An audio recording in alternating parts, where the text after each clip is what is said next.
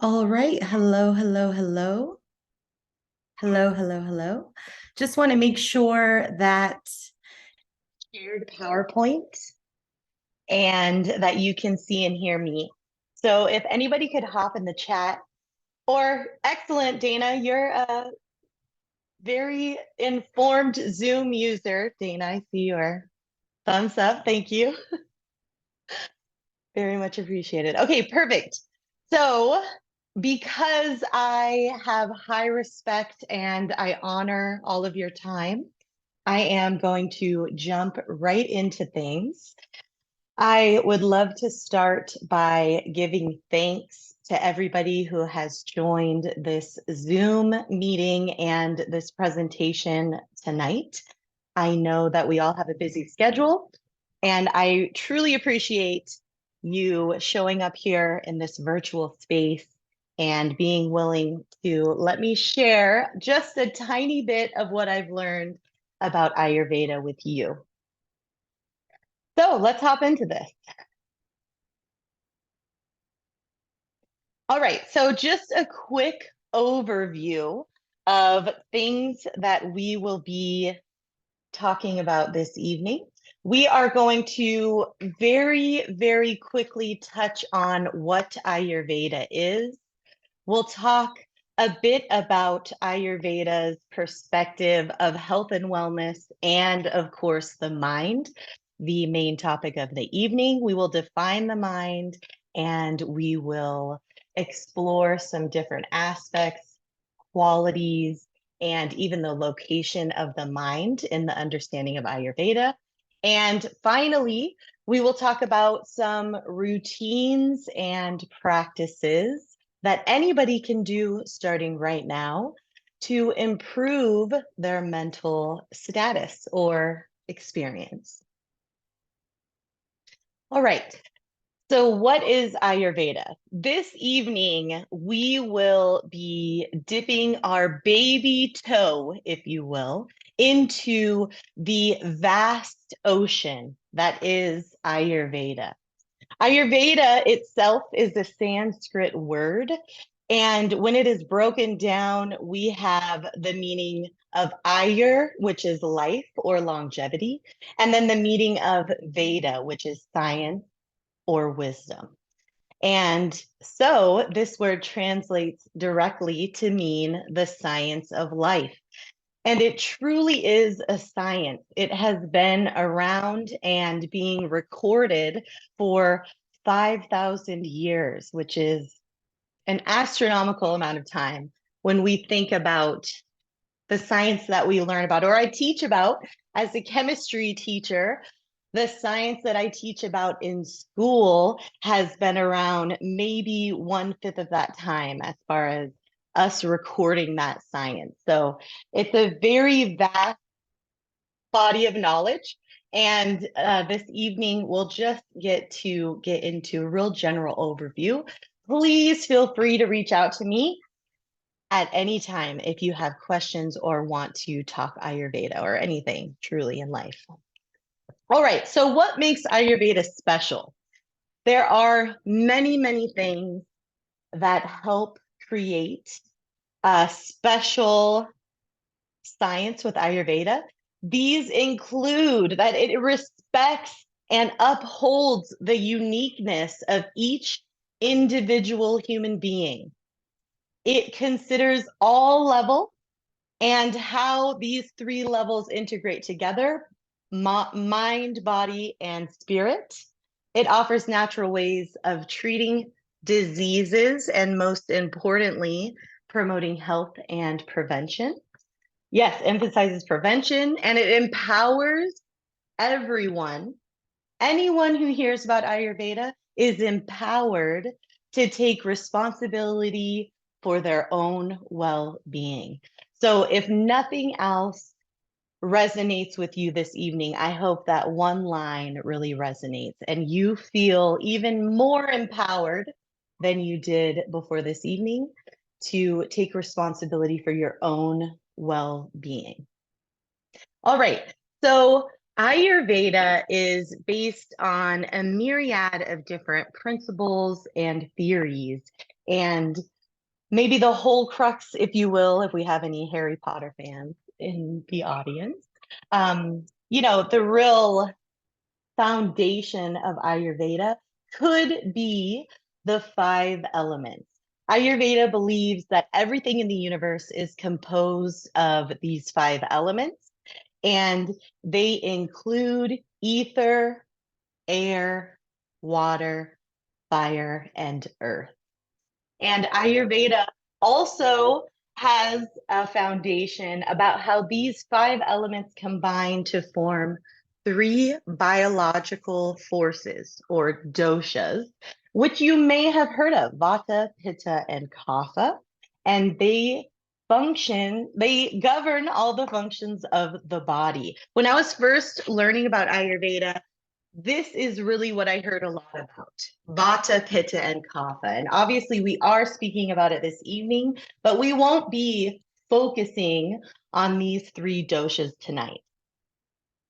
All right, the five elements have really helped me not only in my own experience learning about Ayurveda, but also on my own health journey.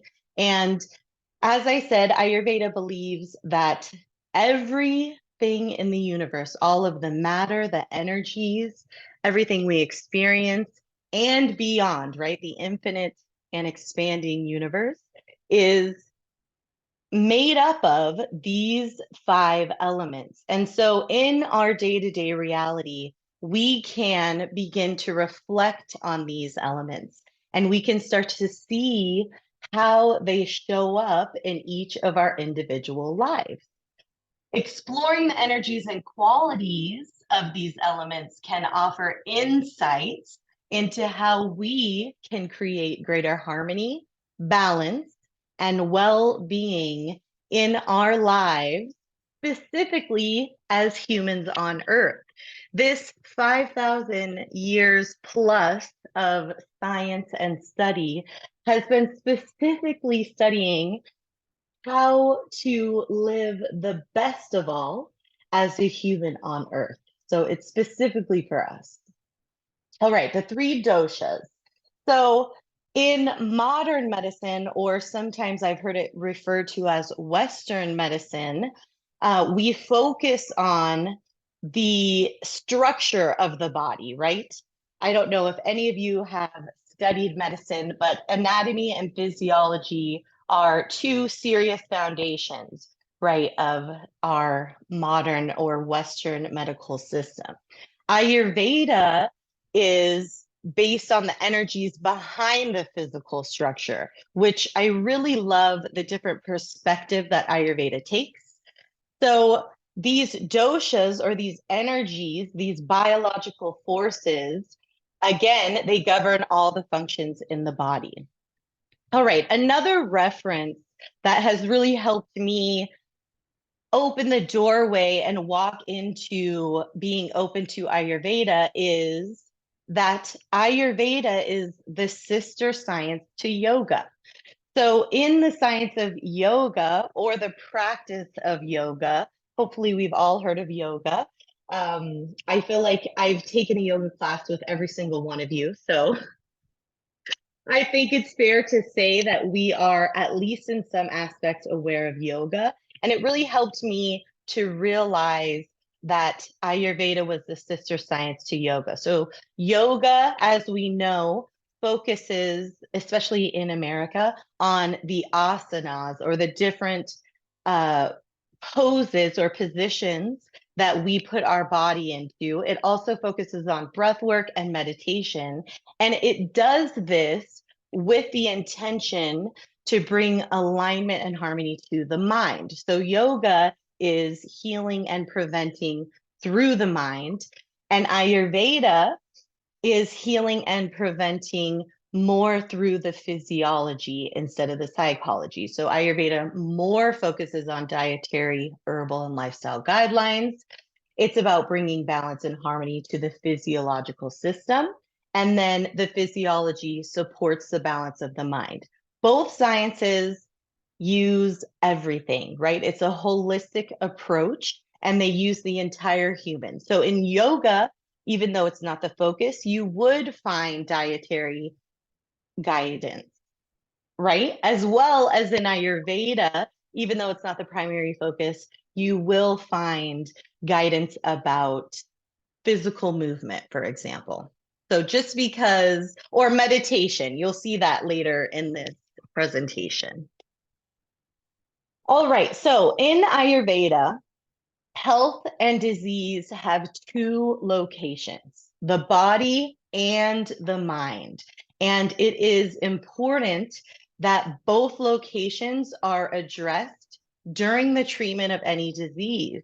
Because if we only treat the body, for example, this will prevent the ability to cure the disease. The disease may improve, the disease may even be in remission for a while, but it will not be fully cured until both body and mind are treated. Another thing to note, our bodies tend to get disease, right? It's more common that our bodies get disease, but they also have a self-healing nature. So if we are able to bring balance to our body, it is a healer itself, and it will heal. All right, so in the body, mind, spirit triad, the mind is the hero. When this triad is in harmony, there is health. Physical health alone is not enough, and a balance of all these three levels, body, mind, and spirit, is necessary. The physical body and the soul depend on the state of the mind. I'm going to talk more about that with this visual here. As you can see, the mind is in the center of this little diagram that I've drawn, and it is highlighted. You can also see that everything is interconnected, and this is a visual representation of the definition that Ayurveda offers for health. And this definition is all inclusive, if you ask me. We need to have balanced functional energies, digestion and metabolism, balanced nourishment of all of our bodily tissues. We need to make sure that our wastes are eliminated regularly, that our senses are sharp and pleasant, that our mind is peaceful, and that we are experiencing clear thinking. I don't know about you, but in my 37 years of life, this is the most comprehensive definition of health that I have ever received from a science. And it is that comprehensiveness that really gets me passionate about Ayurveda. And I love how there is this realization and honoring that if any one of these very necessary aspects of our human experience is out of balance, that will affect the others. Okay, so health and wellness, right? We are leading to vitality. So this is what I believe all of us are aspiring to achieve in our journey to health is vitality. So this is the expression of optimum balance of all energies, nutrition, elimination, and mental harmony. This is synonymous with radiance, glow, aura, vitality, vibrancy, and a strong immune system. The supreme glow of health, as it is called in Ayurveda.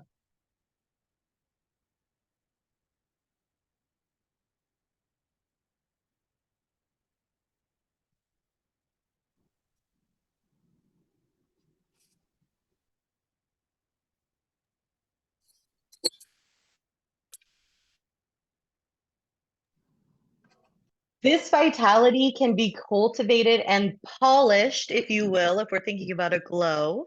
We can polish this on a minute-to-minute basis, really, using daily practices, rituals, and routines. And we can also dull this vitality, right? Using the same thing. So if we are out of balance in our day-to-day routines, then that could dull our vitality. And the same on the other side. If we are able to find balance through our routines in the day-to-day, then it is the same as polishing that vitality or that supreme glow of health. All right, we have arrived to the definition of the mind. So, in Ayurveda, the mind is responsible for our perception of the external world. All creation is based upon and manifest through the mind. In Ayurveda, they would say the mind is subtle. And when I first heard that, I interpreted that as the mind is quiet, soft, like small. But that's not what I meant at all. The mind is subtle, as in it's everywhere, right? It transcends space and time. In my mind, I can go and visit 1992 right now. I can see where I was. Here's an easier one. In my mind, I can go and visit the birth of my son. I'm saying that because I'm literally sitting in the spot where I birthed him, and I can travel there, right? My mind is free from space and time. It doesn't matter that I birthed him in May of last year. I can go there in my mind and see what's happening, be back in that experience. And the mind, as I think this one we all knew, I feel like this feels really comfortable from my upbringing. The mind is the cause of knowing, which I think I really made it kind of this simple thing, the mind. And as I started learning about the mind through the Ayurvedic perspective, I truly appreciated the multifaceted approach and explanation that they offered. So in Ayurveda, they call the mind both an organ of action and an organ of perception. And they call it that because it, on the one hand, analyzes all the vibrations and stimulus received from your sense organs, right? And then it uses that knowledge, that information that it's collected from our sensory organs to make decisions that will guide our organs of action. For example, my sensory organ, my eyes, right? I am looking to see ahead of me if there is anything so that I can know if I can walk forward. So my eyes show me that the path is clear, and then my brain communicates to my legs and my feet, my organs of action, that I can safely move forward. All right, so our organs of perception or our sensory organs are the ears, eyes, nose, tongue, and skin.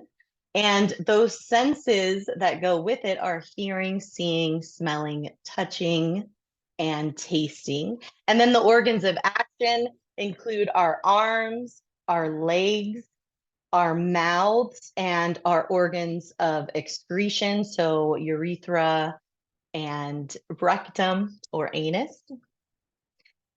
All right, we only have one mind. There is only one. And this is a very important thing to remember in Ayurveda. Because of its tremendous speed, it may at times seem that the mind is associated with many senses, thoughts, and actions simultaneously. But because there's only one mind, it can operate at its full capacity only when it focuses on one thing at a time. When we feel we are multitasking, it is more true to say that we are doing multiple things at a lower mental capacity than it is to say that we are doing multiple things at our highest, best mental capacity. We definitely live in a multitasking culture. I do. I don't want to speak for everybody, but I live in a multitasking culture. And so perhaps the takeaway from this bit of information is awareness, right? Let us be aware that the mind can only work at its full capacity when it focuses on one thing at a time. Again, this is really important. It seems like because of the unimaginable speed of our mind that we can and do focus on multiple things at once. However, it's important to remember that focus is powerful, okay? Our minds are powerful, right? Let's go back. All creation is based upon and manifests through the mind. Powerful, powerful. It is responsible for our perception of the external world, how we perceive everything in our experience. Super powerful. And so when, right, we all hopefully have had experiences where we were able to focus. When we have those experiences, let us be aware that our mind is working at full capacity. So perhaps when we're able to focus, we focus on the things that we do want. We focus on dreaming or building or creating, right? Important. And in those times when we're multitasking, when we feel that we're doing multiple things at one time, let us be aware that our mind is not at its full capacity. I don't know about the rest of you, but when I feel that I'm multitasking, I move very quickly and clumsiness doesn't follow too far after. So sometimes I knock into things, I break things. And it's good to remember for me, I'm going to speak for myself, that my mind wasn't at its full capacity. And it's okay. No, I can slow down and give my mind more capacity to work for me. All right, so qualities of the mind. So we've defined the mind. We have talked about the power of focus.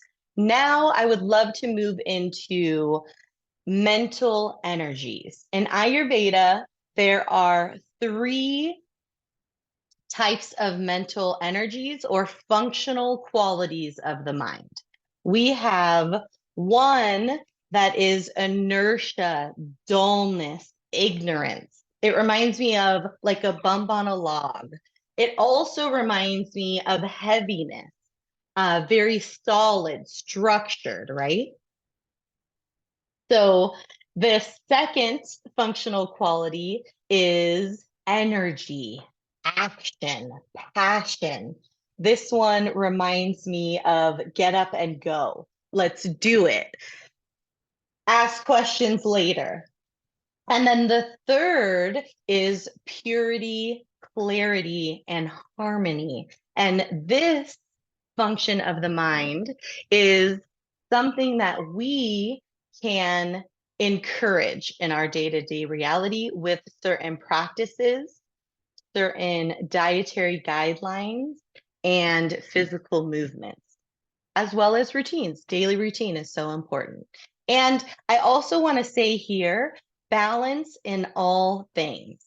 So these three energies are all necessary in order to live a functional and happy life as a human on earth.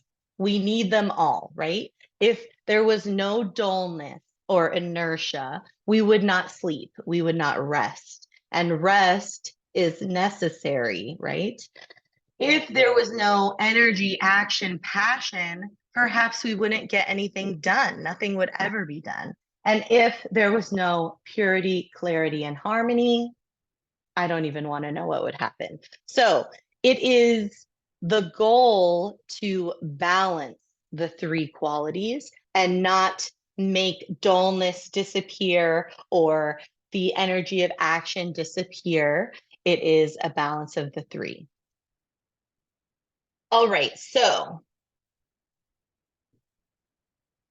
the inertia, dullness, and ignorance quality is associated with lethargy, heaviness, and resistance to change. A person who has a predominance or an abundance, a lot of this energy in their mind is said to be slow, lazy, and lacking in motivation.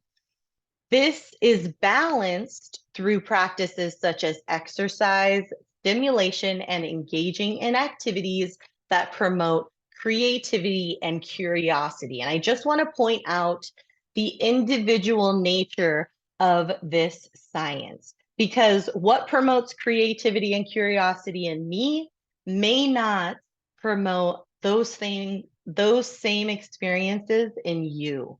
So it's important that we all look within ourselves and find what works for us in every aspect of this science. The energy of action, passion, this is associated with restlessness, desire, and ambition. A person who has a predominance of this in their mind is said to be active and driven, but may also be prone to stress and anxiety.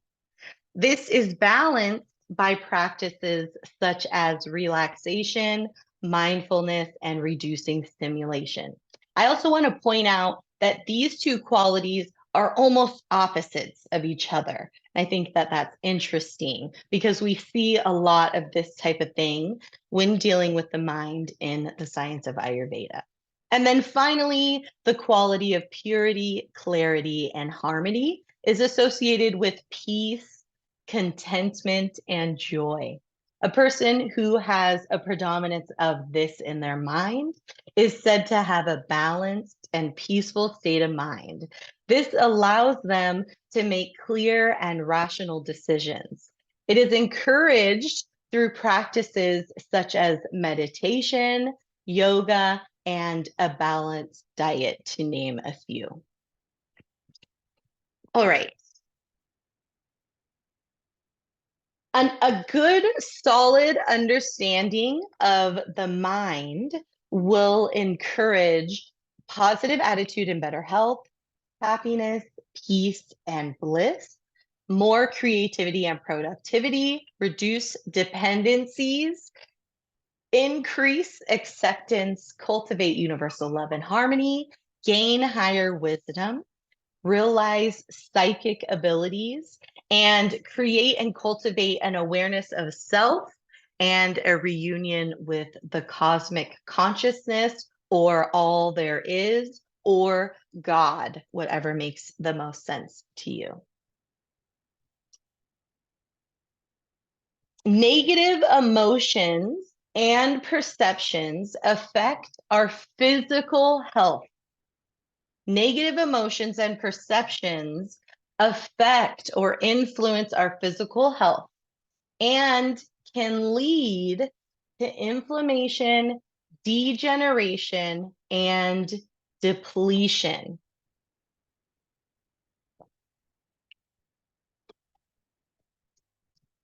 That's a powerful statement. We're talking about fear, uncertainty, insecurity, sadness, greed, anger, frustration, jealousy, envy, excessive pride. All of these in excess can cause more problems. When we are able to understand our mind and maintain balance, we also enjoy more balance in other areas of our health. So, just another nod to the interconnectedness of this Ayurvedic approach. When an example of this negative emotions affecting our physical health, I don't know if any of you have had the experience where you have become nervous. Maybe you had to do public speaking for whatever reason, you had to give a talk at work or as an assignment. And as you prepared for this event, you noticed that you had some physiological changes going on. Maybe your heart started racing. Maybe you got a little clammy, right? These are physiological, physical responses to mental emotions and perceptions. It's profound. Our mental status affects our physical health. So important to remember. All right. So in Ayurveda, there are many different aspects of the mind. I don't know why, but before I learned about this science, I really thought of the mind as this one thing, period. Just it's the mind, simple. After learning about this perspective, I feel like my mind has opened up in many ways, and hopefully this is a gentle invitation for you to open up your mind in some way, shape, or form. So different aspects of the mind. We have, yes, okay, perfect. There are 8 functions of the mind, and they are interconnected and work together to create a person's overall mental and emotional state.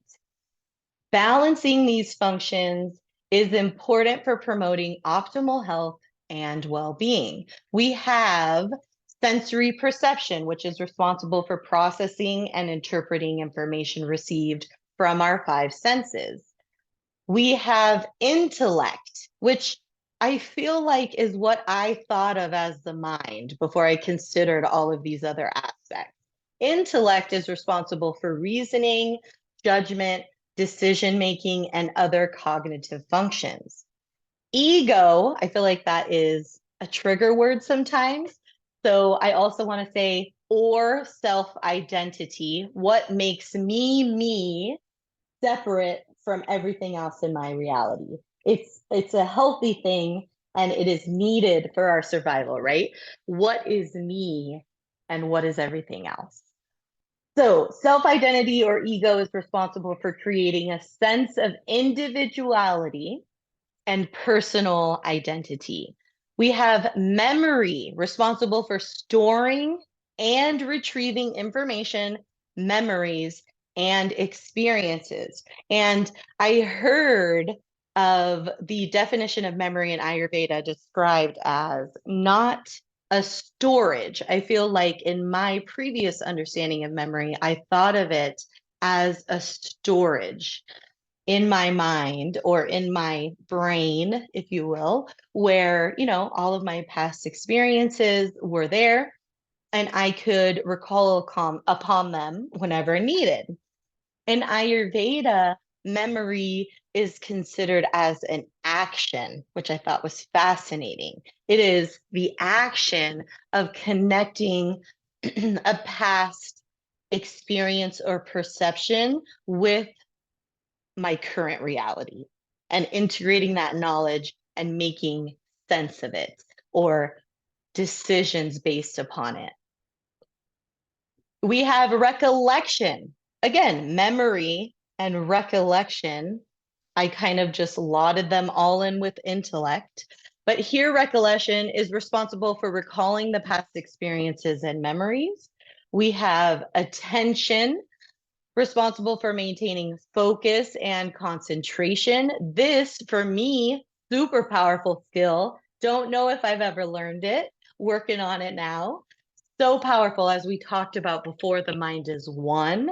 And so for it to work at its full capacity, we need the ability to practice single pointedness or concentration, only thinking about receiving information from one stimulus at a time, whenever possible.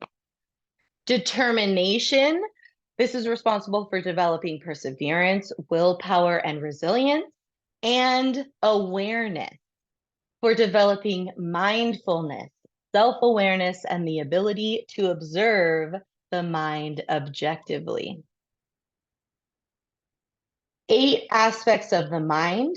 We can work on them individually or collectively, right, in our individual experience. So I can make an assessment of my reality and say, I don't feel I have strong determination. I don't feel I have strong determination. And then I can set out practices that will help me improve or strengthen my determination. So I can work on one single aspect of the mind at a time, or I can do more general practices, like, for example, some breathing exercises, and that would help improve and strengthen all the aspects of my mind at the same time. All right, our mind is dualistic in nature. It can swing like a pendulum between thoughts that are the complete opposite of each other. An example of this is attachment and aversion. I want you to think about your favorite food. Your favorite food. Like, oh, if you could just have it one bite right now, that would be the best of all. Think about this favorite food. Now, think about your least favorite person in your current reality today. Least favorite person in your reality today. What if your least favorite person brought you your favorite food? This could create a situation in your mind where, in that moment, you aren't interested, even though it's your favorite. It's your favorite food. And if you could just have a taste right now, that would be amazing. But if your least favorite person brought it to you, not interested.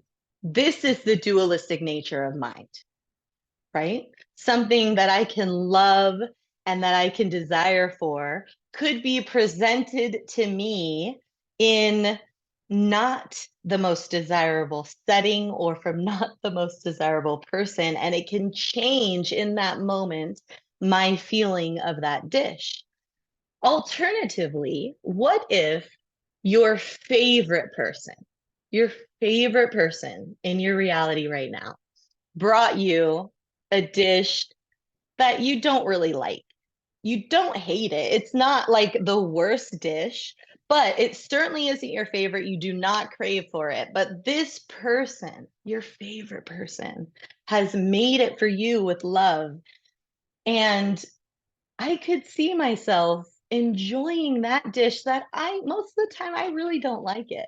But I could see myself, if the right person made that dish for me and presented it to me with love, I could see myself enjoying that dish, enjoying it as if it were my favorite. Small example about the dualistic nature of our minds. All right, another reminder that balance is what we're looking for in all things. And this balance is individual. The goal is to maintain a balance within the capabilities and energies of the mind. An imbalance, like we talked about before, can lead to various mental and physical health concerns. And so important, maybe the most important piece of information I may share with you this evening is that this balance will look unique, different for each human on Earth.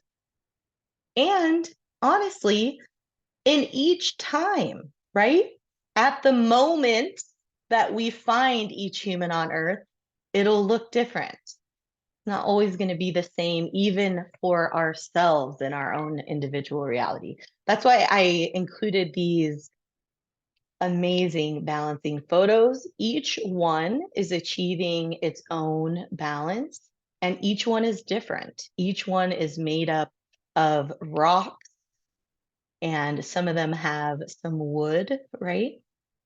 But all the rocks are different. None of them are the same shape, and none of the balance that is achieved is exactly the same. Important to remember. Okay, before we get too far, I remembered something about duality of the about the mind, and I just wanted to share before we go up and away. All right, so the mind can be a double-edged sword. Someone who appears from the outside to have everything, right? Maybe they have the house, the car, the job, or no job. Maybe they're retired. Maybe they travel the world. Who knows? Let's say they have everything. That person can feel that they are in the depths of despair and they can be depressed. They can feel as if they have nothing of value. Alternatively, someone who appears from the outside to have very little, or what some may call nothing, could be the happiest, most fulfilled human on earth. It's not about what we have in our physical reality. It's about how we are perceiving our physical reality. And because our mind is that connector between the physical reality and the perception, it is abundantly powerful to have and experience balance of the mind. It can change our whole life. The mind can make you happy, excited, joyful, eager, elated, peaceful, euphoric, and proud. Or it can make you sad, depressed, anxious, frustrated, stressed, angry, greedy, and delusional. Dualistic nature of the mind. All right, so the location of the mind. Before studying Ayurveda, I always thought of the mind in my head because my brain is in here. Ayurveda has a different take and understanding of this location. So, Ayurveda explains that the center or core essence of the mind resides in the heart space. Ayurveda also says that the mind exists within each atom, cell, channel, organ, and system of the body. So the mind exists throughout the entire body. This happens because channels stemming from the heart center circulate aspects of the mind throughout the entire body. If these channels are blocked, then we can incur psychological disease. The mind is centered in the heart and functions through the brain. Its field of action is the entire body. We can check on the status of the mind by examining the heart. And we talked a little bit about this earlier when we talked about perhaps a time that we got nervous, maybe public speaking. That's a big one for the majority of Americans, I would say. When we got nervous, we noticed that our pulse quickened, right? The pulse is rapid when an individual is nervous. And so we can examine the heart and get information about the status of the mind. All right, we're doing great. Thank you, thank you, thank you. Here we go. So experiencing more clarity, purity, harmony, peace, contentment, and joy. We can do this through fairly simple routines in the day to day, rituals, and practices. All right, so the first one I want to touch on, and again, remember, this is us dipping our baby toes into the vast and very large ocean that is the science of Ayurveda. Please, please, please reach out to me or another Ayurvedic person for some individualized talk if that's what you're interested in. Foundations of diet, again, and this is focusing on us wanting to experience more clarity, purity, harmony, peace, contentment, and joy. Diet foundations for these type of experiences include organic food, light meals, staying away from super heavy and rich foods, my favorite food sometimes, and mildly spiced. In Ayurveda, using spices is very important. Many of the molecules in spices benefit our physical and mental bodies. But to live clarity, purity, harmony, peace, contentment, and joy in the vast sense of all of those words, we are spicing our foods mildly. Lots of nuts, fresh vegetables and fruits, and milk. We are eating less in quantity, and we are not drinking alcohol. These are foundations for our diet. And then daily routines and rituals. So, highly recommended to include, whenever we can, meditation, breath work, and or breathing exercises, same type of thing. So intentional breathing, reading spiritual or inspirational texts, and attending support groups or counseling can all help cultivate this experience of clarity, purity, harmony, peace, contentment, and joy. All right. Nourishment of the mind. So, food not only nourishes our physical body, it also nourishes our minds. And to nourish our mind, the best of all, it is recommended that we eat foods that have all six tastes in them for every meal. So, eat a well rounded meal. Eat a well-rounded diet by including all six tastes in every meal. The six tastes include sweet, sour, salty, bitter, pungent, and astringent. And just from my own observations, I would say in my culture, we probably lack most of bitter foods and astringent foods, and depending on the person, sour foods. So just as a gentle practice this evening, you can reflect very lightly on these tastes. Which ones are your favorite? Do you not like any? And how often do you include them in your meals or even think about them? When we eat with all six tastes, it cultivates and encourages a balanced and nourished mind. Food nourishes the mind through the senses. So our food should please our senses. It should feed all of the sense organs. Best case scenario, it would sound, taste, look, smell, and feel pleasing to the senses. And then finally, vitality. The subtle, remember, subtle in Ayurveda is actually a really powerful thing as it transcends time and space and can go anywhere. The subtle aspect of food nourishes the mind and makes it strong, happy, calm, and energetic. So I also want to point out the importance of regular eating, right?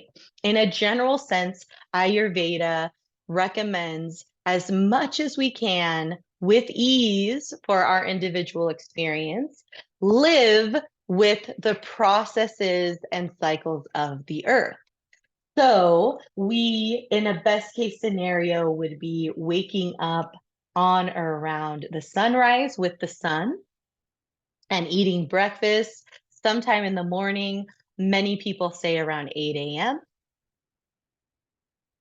We would be eating lunch at the middle of the day when the sun is the highest in the sky. So some people say around 12 noon, high noon, if you will.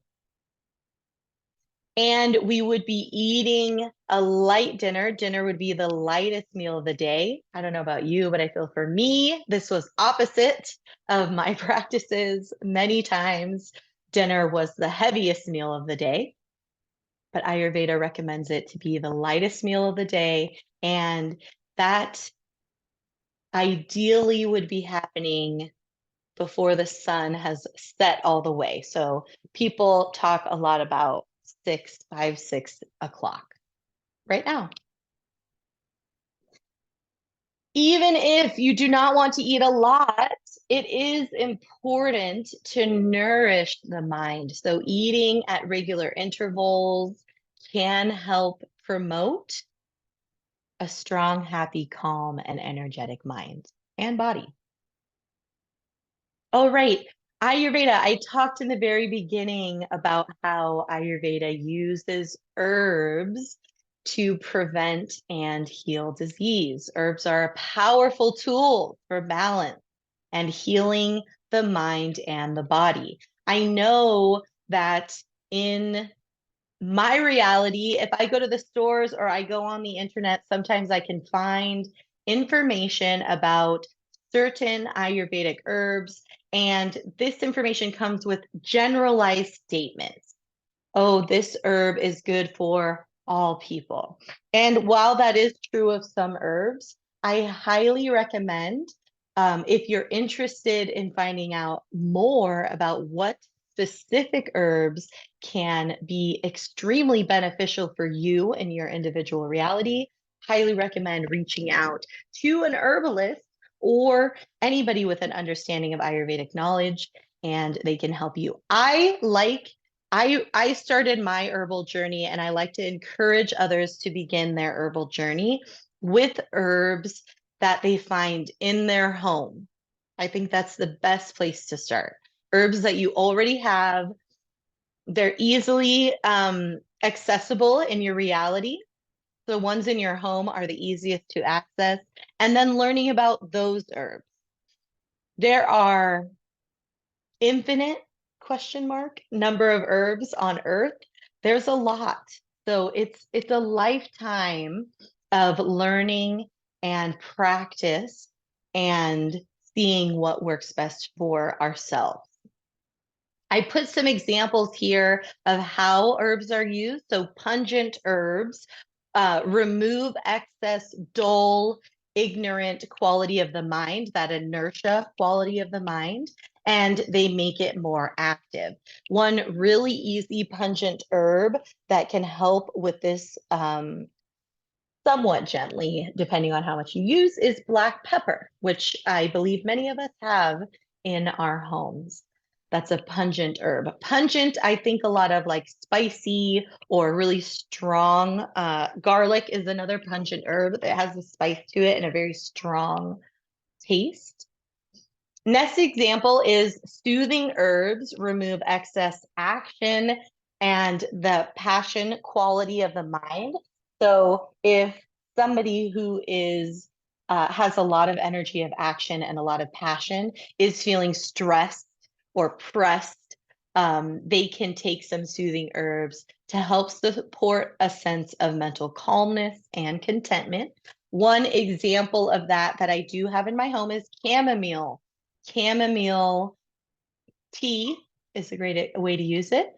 Is very soothing and can help to remove that excess energy or quality of action and passion. if it's too much, right? All right, and then finally, licorice is an example of an herb that promotes a pure, clear, and harmonious mind. Licorice. Who would have thunk? All right, another practice or ritual or activity that we can add into our day-to-day routine is controlling and regulating our breath, breathing on purpose, breathing with intention. And this, for me, has helped me tenfold in my life.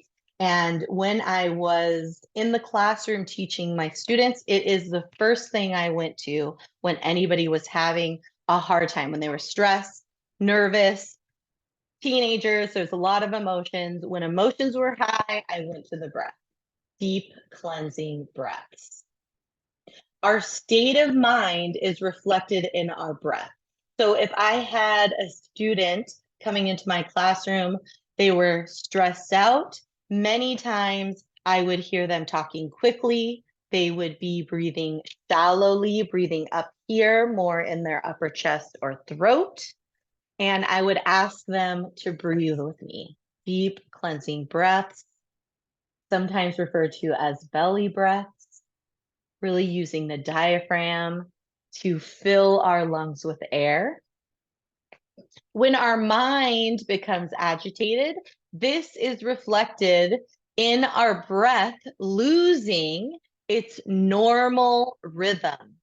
So the action of each of us, each individual, becoming really comfortable with the normal rhythm of our own breath is powerful knowledge, because we will alert ourselves if we are not in our normal rhythm. By observing our breath, we can be aware of what's happening inside. I see a chat. No worries, Dana. I am wrapping it up. So thank you so much for joining. I so appreciate you. All right, components of breath and proper breathing. I wanted to include components of breath because there's a part of breath that I never considered before, and that is the pause. So in breathing, we inhale and we exhale. That's all I thought of before. But there is, in between the inhale and the exhale, and then again in between the exhale and the inhale, there is a pause. And even if it is a millisecond, right, it is there. So consciously experiencing this pause within the components of our breath is a powerful practice in and of itself. And then I wanted to talk a bit, just touch very lightly on proper breathing. Ayurveda encourages and promotes breathing through the nose almost always. There are a few exceptions with certain breathing practices or exercises, but for the most part, Ayurveda encourages breathing through the nose because air is filtered through the nasal hairs. The air is able to be warmed as it passes through the long nasal passageway.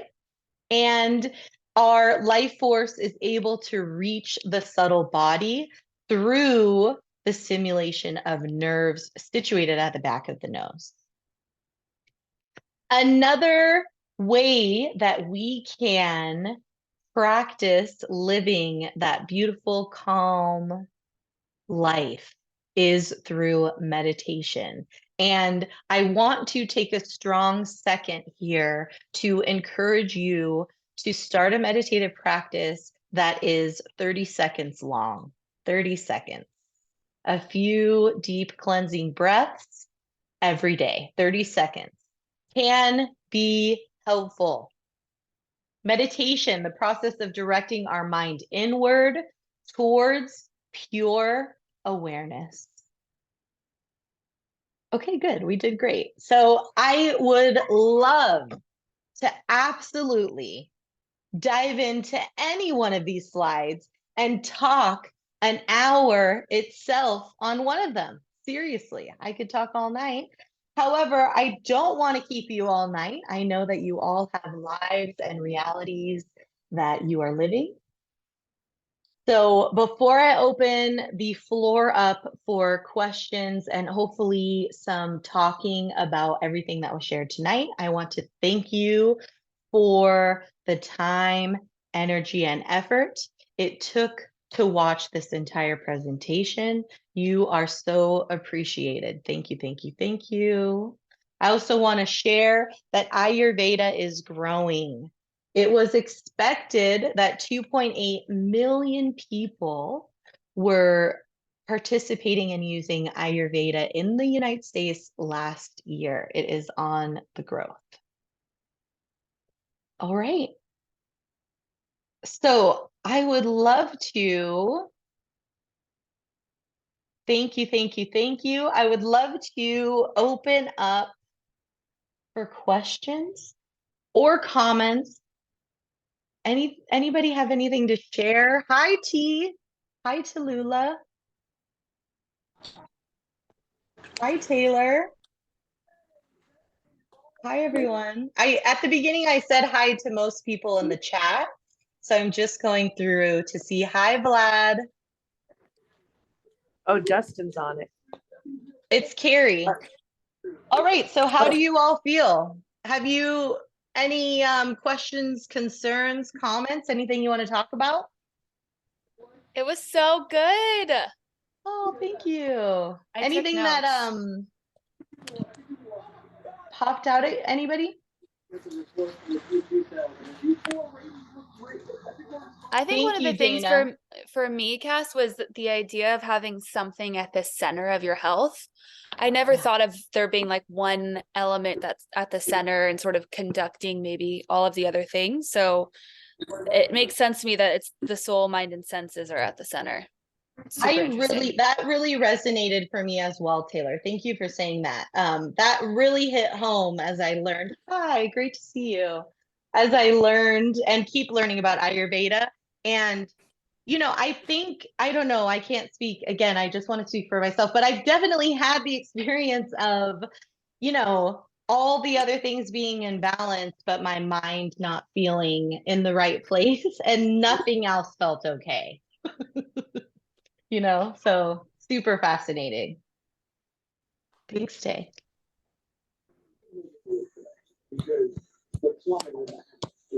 Can you hear me? I can hear you. Oh, I just wanted to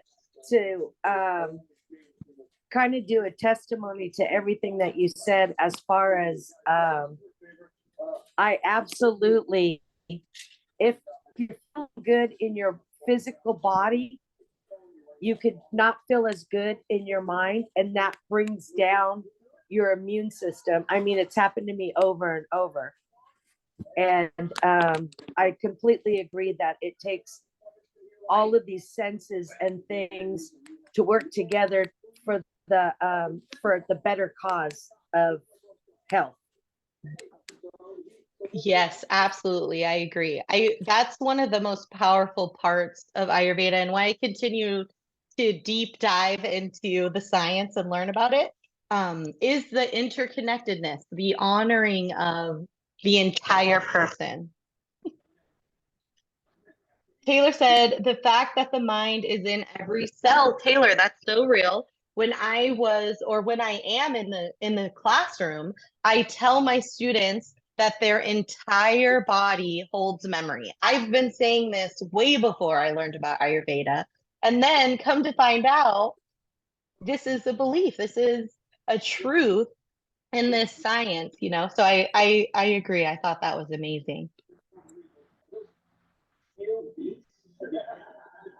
Anything else that popped out? Any questions? I think I'm really happy that you reminded us, because I totally forgot in all the events that today was happening. Yes. And I'm glad I made it, because it was Thank just a you. super solid reminder of like also what I am doing right now, but also the importance of everything that I've been doing the last couple of days to get back in on the health path.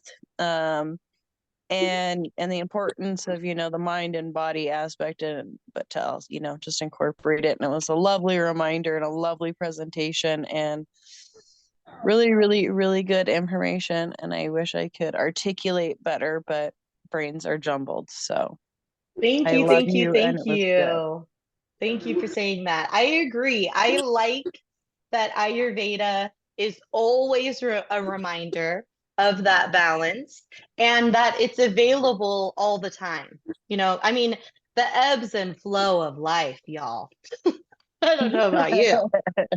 Up, down, and all around sometimes, right? But here's this science with just, I mean, it feels like infinite practices that we can do at any given time to immediately begin to find our balance again. The ebbs and flows are real, yes. Dana says, how did you find out about this practice science? On my own health journey, I think like 10 years ago, I began to explore the science of Ayurveda just out of curiosity. I love science. I'm a science teacher. And this felt like I could never get into yoga how I wanted to over a decade ago. And this felt like an entrance into that world that I could perhaps resonate with, deal with, learn from. And I just followed that journey. And truly, a really short version is it helped me give birth to my son, my miracle. And that happened while I was in this Ayurvedic counseling program. So it just, for me, this is where the passion comes from. It has worked for me in my life. And this is why I'm continuing on the journey. Thanks for that question, Dana.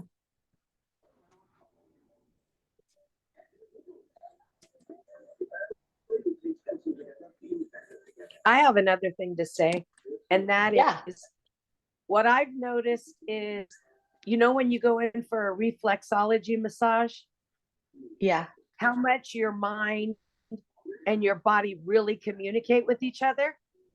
Or I go in for a foot massage, to get my pedicure.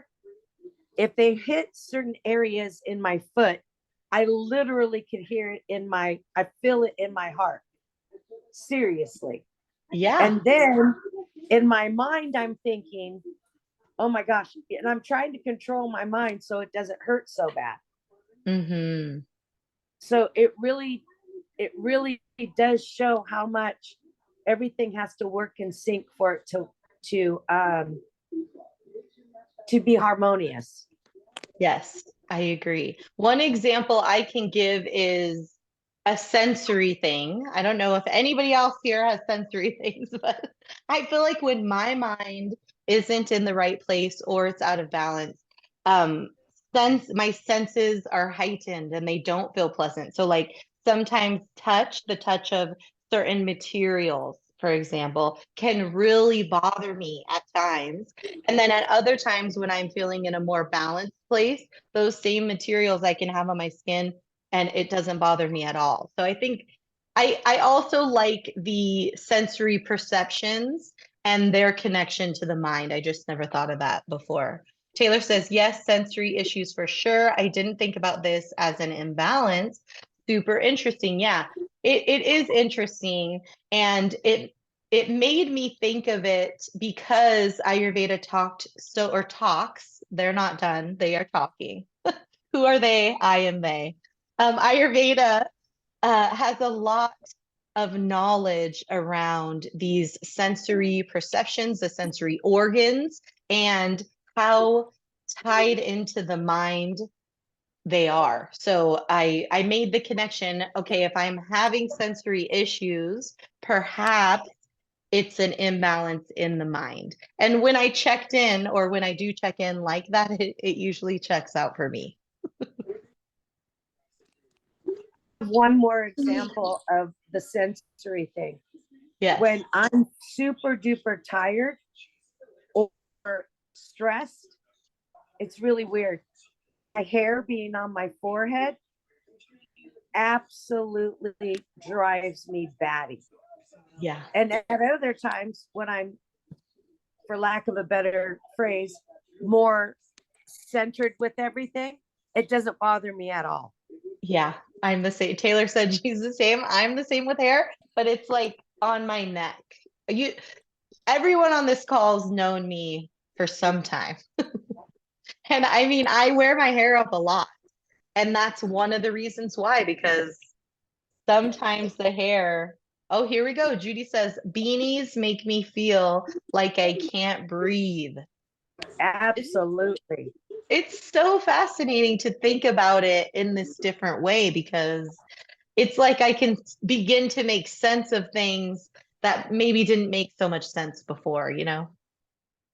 It's weird because something so what other people would look at like, big deal, you have a beanie on. No, I feel stifled. I Yeah. feel hot. I feel enclosed. I feel heavy on my head, which goes through my mind. And I feel greasy. Mm-hmm. Go. Ellie wants to say something, Cass. I love you. Okay. Hi, Ellie. Hi, I love you. I love you too. Thank you. Thank That's I you. love you okay. too, Ellie. I love you too, Ellie. This is Noma. Noma This says has she turned loves you. into a family love fest. I find it interesting that people with high energy, I'm sure this is all the other people too, but like people with high energy, they gravitate towards coffee, not chamomile. Why is that? Well, okay, I think that is true, probably. I feel like it's a cultural thing. I mean, does anybody else have a thought on this? I feel like coffee, our intake of coffee and like how much coffee to drink and who should drink coffee, it just feels like a cultural thing. And maybe we're not drinking it. It's like you need coffee to work. I don't know. Does anyone else feel like this? I think that we drink a lot of coffee as a culture, but the people that have the passion and the energy drink more than the others. And the people that are chill are over there sipping chamomile. Yeah. Well, I think that we gravitate towards the opposite of what we should be doing to get balance. maybe we gravitate towards the energies that are dominant in us because it's more comfortable. That's an interesting Yeah. thought, though. Yeah, that's probably true. That's interesting.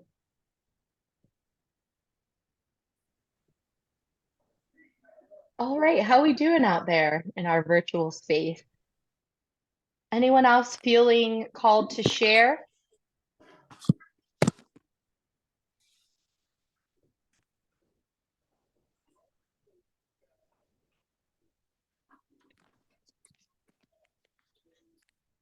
All right, thank you, thank you, thank you. I just cannot express my true gratitude. Thank you, everybody, for joining, for answering this call tonight. I hope you have a wonderful evening. And again, if you want to talk or have any questions about your specific reality, I am available. Thanks, Jessica. Thank you so much for tuning in. Thank you, Judy. Thanks, everybody. Thank you so much. Thanks. Thank you. Thank you, thank Love you, you. thank you, Bye. Taylor. Love you. Love you all. Thank you, thank you, thank you. Bye. Love you. Bye. Take care. Thanks, Carrie and Slater family. Bye, Ellie. Bye, Leland, if you're there.